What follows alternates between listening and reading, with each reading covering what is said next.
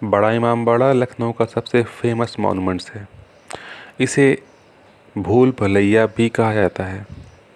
ये शिया मुस्लिमों का एक पवित्र स्थान है। यहाँ पर हर साल मुहर्रम में एक विशेष आयोजन किया जाता है। इसे आसफ़ी इमामबाड़े के नाम से भी जाना जाता है, जो कि नवाब थे लखनऊ के, जिन्होंने इसे बनाया है।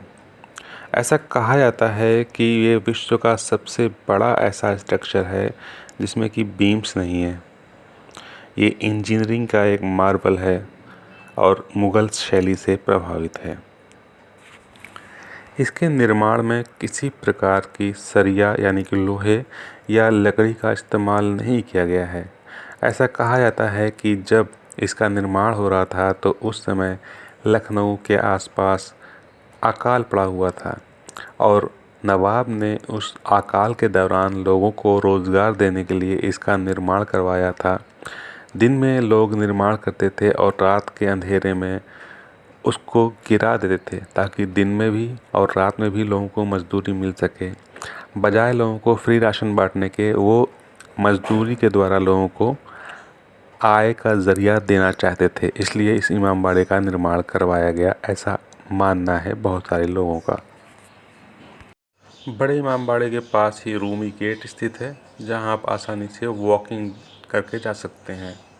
उसके बाद स्थान आता है छोटा इमामबाड़ा, जो कि बड़े इमामबाड़े से महज 1 या 2 किलोमीटर के बाद ही स्थित है।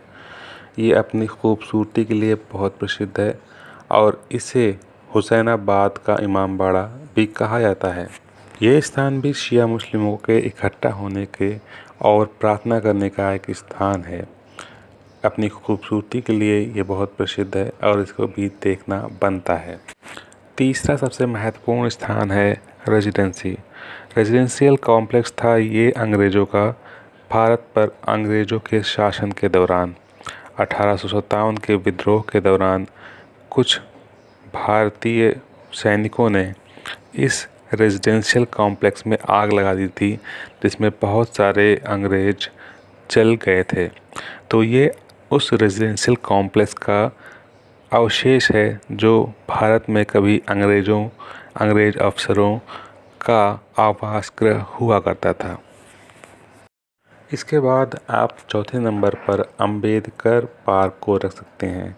इसे डॉक्टर भीमराव अंबेडकर सामाजिक परिवर्तन प्रतीक स्थल के नाम से जाना जाता है, जो कि लखनऊ के गोमती नगर में स्थित है। इस स्थल को मायावती द्वारा उनके शासनकाल में बनवाया गया था। और इसके बाद आप लखनऊ के बहुत ही प्रसिद्ध चिड़ियाघर में जा सकते हैं, जहां पर बच्चों के खेलने के लिए और देखने के लिए बहुत सारी चीज़ें हैं और इसके लिए आपको एक पूरा दिन चाहिए लखनऊ के चिड़ियाघर में घूमने के लिए। फिर उसके बाद शाम को आप बहुत ही फेमस बाज़ार हज़रतगंज घूम सकते हैं।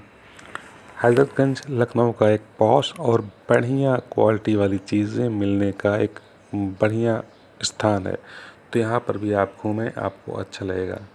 ये थी कुछ ख़ास जगहें लखनऊ में घूमने की। अगर पसंद आया है तो लाइक और सब्सक्राइब